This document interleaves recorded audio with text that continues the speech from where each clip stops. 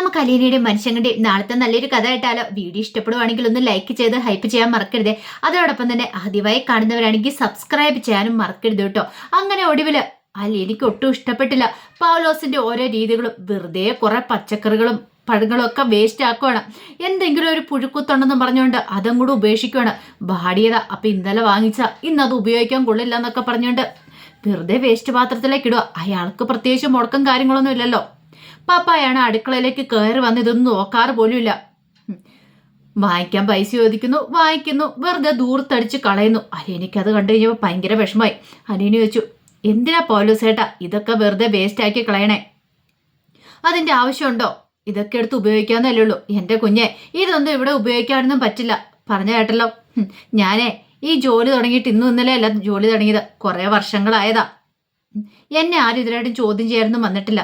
അതേ പൗലോസേട്ടാ, ഞാനൊരു കാര്യം പറയാം. ഇതൊക്കെ ഒന്ന് തൂത്തോടച്ചെടുത്താൽ ഉപയോഗിക്കാവുന്നല്ലേ ഉള്ളൂ.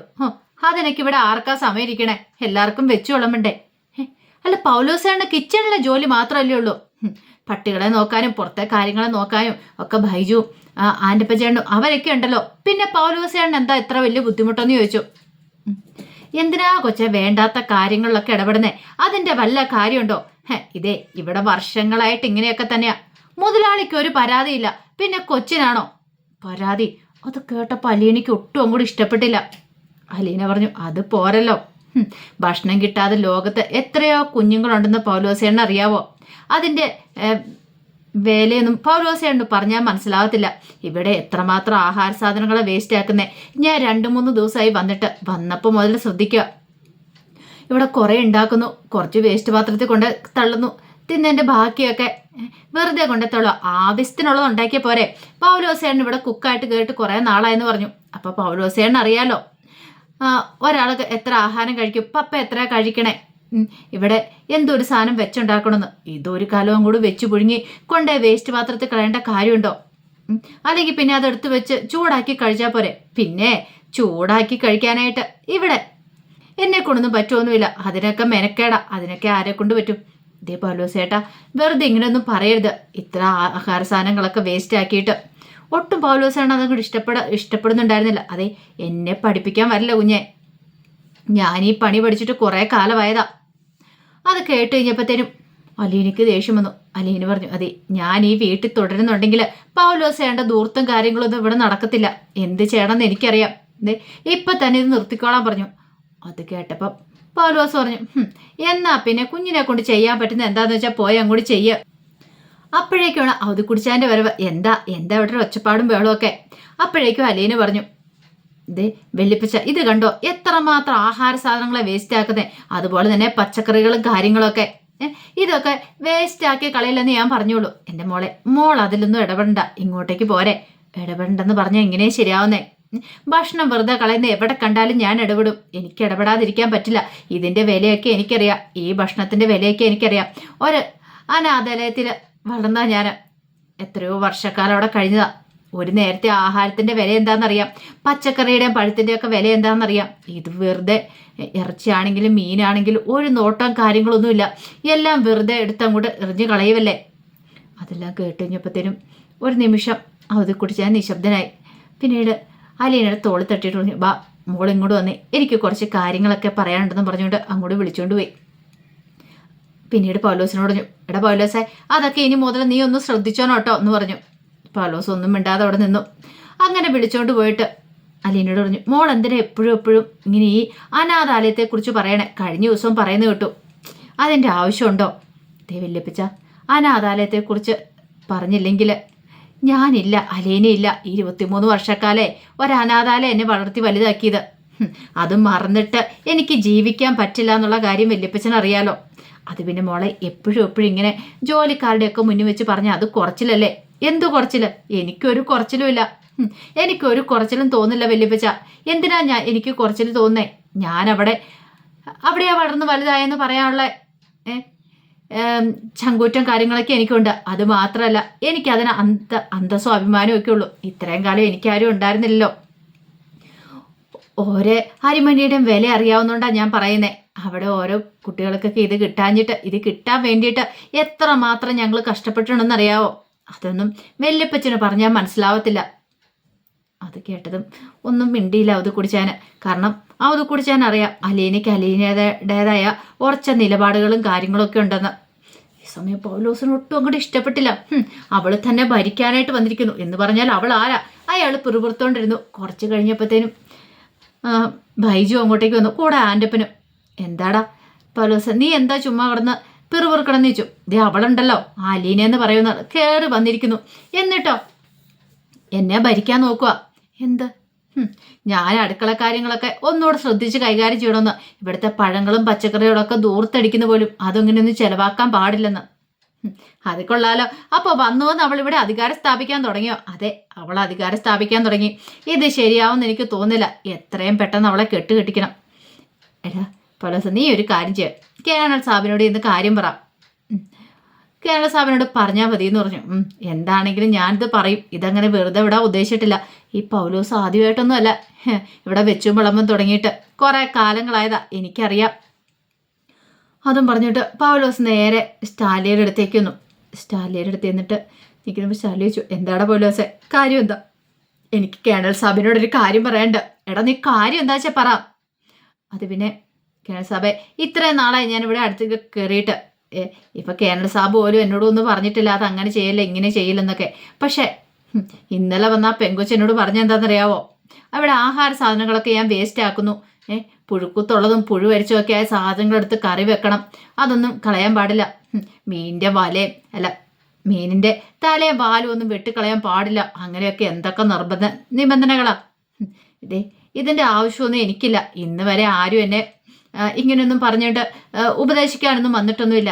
ഞാനെല്ലാം നല്ല രീതിയിൽ തന്നെ നോക്കിക്കൊണ്ടിരുന്നേ. പൗലോസ് ഉള്ളതും ഇല്ലാത്തതും എല്ലാം കൂടെ കയറ്റി പറഞ്ഞു കൊടുക്കുവാണ്. എല്ലാം കേട്ട് കഴിഞ്ഞപ്പോഴത്തേനും സ്റ്റാലിക്ക് അല്പം ഒരു ബുദ്ധിമുട്ട് തോന്നി, ക്ഷീണം തോന്നി. അവൾ എന്തിനാ ഇതിലൊക്കെ കയറി ഇടപെടുന്നേ? പെട്ടെന്ന് സ്റ്റാലി പറഞ്ഞു, അതൊക്കെ ഞാൻ അവളോട് പറഞ്ഞോളാം, നീ പോയിക്കോളാൻ പറഞ്ഞു.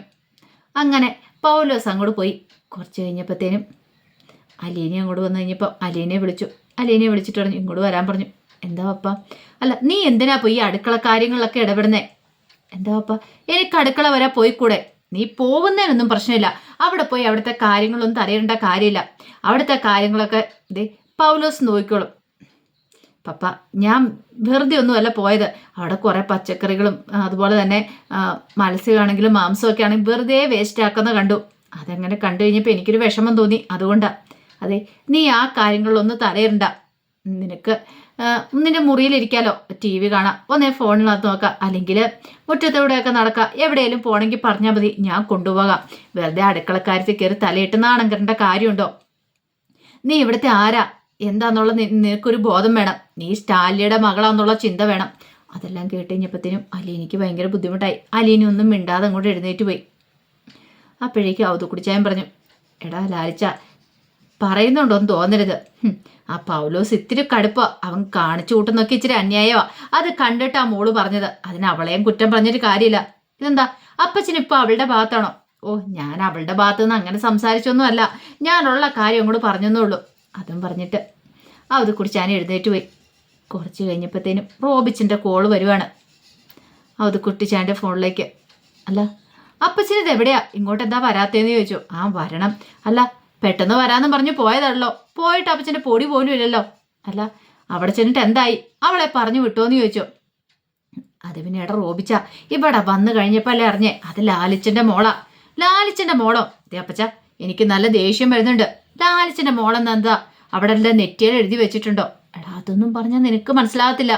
നീ അവളെ വന്ന് കാണണം, കണ്ടാലേ നിനക്ക് മനസ്സിലാകത്തുള്ളൂ. ദേ അപ്പച്ച, എനിക്ക് നല്ല ദേഷ്യം വരുന്നുണ്ട്. അപ്പച്ചൻ അവളെ ഇറക്കി വിടാനാന്നും പറഞ്ഞു പോയിട്ട് ഇപ്പം അവളുടെ പുന്നാരം കേട്ട് അവിടെ നിൽക്കുകയാണോ? എടാ അവൾ നമ്മൾ ഉദ്ദേശിക്കുന്ന പോലെ പെങ്കൊച്ചൊന്നും അല്ല. അങ്ങനെയൊന്നും അവളെ ഇറക്കി വിടാൻ പറ്റത്തൊന്നുമില്ല. അതൊക്കെ നീ വന്ന് നോക്കിയാലോ നിനക്ക് മനസ്സിലാകത്തുള്ളൂ. ഞാൻ പറഞ്ഞാൽ നിനക്ക് മനസ്സിലാകത്തില്ലെന്ന് പറഞ്ഞു.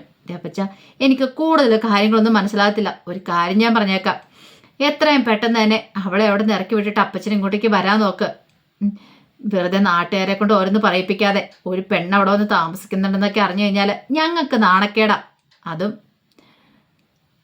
ലാലച്ചായൻ്റെ മോളാന്നും പറഞ്ഞുകൊണ്ട് ഒരുത്തി വന്ന് താമസിച്ചിട്ടുണ്ടെങ്കിൽ എത്രയും പെട്ടെന്ന് തന്നെ അവളെ പറഞ്ഞു വിടാൻ നോക്ക്. അതും പറഞ്ഞ് റോബിച്ചൻ കോള് കട്ട് ചെയ്തു. അവത് കുടിച്ചാൻ അറിയാം ഒരിക്കലും നടക്കാത്ത കാര്യമാണ്. അലീനെ പറഞ്ഞു വിടാന്നുള്ള അത്ര പെട്ടെന്ന് നടക്കുന്ന കാര്യമല്ല. പക്ഷെ അത് അവന്മാരോട് പറഞ്ഞിട്ട് കാര്യമില്ലല്ലോ. എത്ര പറഞ്ഞാലും അവന്മാരുടെ തലയിലേക്ക് കയറാനും പോകുന്നില്ല. അങ്ങനെ അന്നത്തെ ദിവസം അലീന അടുക്കളയിലേക്കൊന്നും കയറിയില്ല. പിറ്റേ ദിവസം അലീന അടുക്കളയിലേക്ക് എന്നപ്പം മാർക്കറ്റിൽ നിന്ന് പോയി ഒരു വലിയ മീൻ മേടിച്ചുകൊണ്ട് വന്നിരിക്കുമായിരുന്നു. ഒരു 3-4 കിലോ വരുന്ന മീൻ ഉണ്ട്. അത് പൗലൂസ് വെട്ടാൻ ഒടുങ്ങുവാണ്. അലീനയെ കണ്ടിഞ്ഞപ്പോൾ ഒന്ന് നോക്കി. അലീന വാതക്കെ തന്നെ നിന്നോളൂ, അടുക്കളയുടെ വാതക്കെ തന്നെ നിന്നോളൂ. അപ്പോഴേക്കും ബൈജു പറഞ്ഞു, ദേ നോക്കി സൂക്ഷിച്ചും കണ്ടുമൊക്കെ മീൻ മുറിക്കണേ പൗലോസ് ചേട്ടാ, അല്ലേ പ്രശ്നമാവെന്ന് പറഞ്ഞു. അതേടാ, ഞാനൊരു സ്കെയിലും കൂടെ എടുത്തുകൊണ്ട് വരാമെന്ന് പറഞ്ഞു. ആദ്യം പറഞ്ഞിട്ട് അലീനെ നോക്കി നിൽക്കുക. അലീനെ കാണിക്കാൻ വേണ്ടിയിട്ട് അവിടെ ഇവിടെ കുറേ വെട്ടെല്ലാം കൊടുക്കുകയാണ്. കുറച്ച് പീസ് വാലിൻ്റെ അറ്റം കുറച്ചും കൂടെ കളഞ്ഞു. കുറച്ച് കളഞ്ഞെന്ന് പറഞ്ഞാൽ അതിൽ കുറേ മാംസൽ ഭാഗം ഉണ്ടായിരുന്നു, അതെല്ലാം കളഞ്ഞു. തലയുടെ കുറേയും കൂടെ താഴെ വെച്ചാണ് അങ്ങോട്ട് കട്ട് ചെയ്യുന്നത്. അത്രയും മാംസം അപ്പത്തേ പോവുകയും ചെയ്തു. അതെല്ലാം വേസ്റ്റ് പാത്രത്തിലേക്ക് എടുത്തിട്ടു. ആ നടുഭാഗം കുറച്ച് ഭാഗം മാത്രമാണ് എടുത്തത്. അലീനെ തോയിപ്പിക്കാൻ വേണ്ടി കാണിച്ച പരിപാടിയാണ്. ഇത് കണ്ടപ്പോൾ അലീനയ്ക്ക് മനസ്സിലായി. അലീന ഒരു നിമിഷം ഇങ്ങനെയൊന്ന് നോക്കി നിന്നു, എന്താ കാണിക്കണേന്ന്. എന്നിട്ട് പൗലോസിൻ്റെ അടുത്തേക്ക് നിന്നു. പൗലോസ് ചേട്ടാ, ആ വേസ്റ്റ് പാത്രത്തിൽ കിടക്കണേ, അതിങ്ങ് എടുക്കാൻ പറഞ്ഞു. ഒരു നിമിഷം പൗലോസ് ഇങ്ങ് നോക്കുകയാണ്. പൗലോസ് ചേട്ടനോടാ എടുക്കാൻ പറഞ്ഞെന്ന് പറഞ്ഞു. ഒരു നിമിഷം അമ്പരന്ന് പോയത് ബൈജുവൊക്കെ. അവർക്ക് എന്ത് ചെയ്യണമെന്ന് പോലും അറിയണ്ടായിരുന്നില്ല. അലീനെ ഇത്രയ്ക്ക് ദേഷ്യപ്പെട്ട് കാണുന്ന ആദ്യമായിട്ടാ. സാധാരണ ശാന്തയായിട്ടാണ്, അതായത് ശാന്ത സ്വരൂപത്തിലാണ് അവൾ എപ്പോഴും നടക്കണമൊക്കെ. പക്ഷേ എങ്കിൽ ഇപ്പോൾ ഇത്ര കലിപ്പോട് കൂടിയിട്ട് ഒരു നിമിഷം പൗലോസ് പറഞ്ഞു, എന്നെ കൊണ്ട് പറ്റില്ലെന്ന് പറഞ്ഞു. എടുത്തില്ലെങ്കിൽ പൗലോസേട്ടൻ എടുത്തിട്ട് ജോലി തുടർന്നാൽ മതി.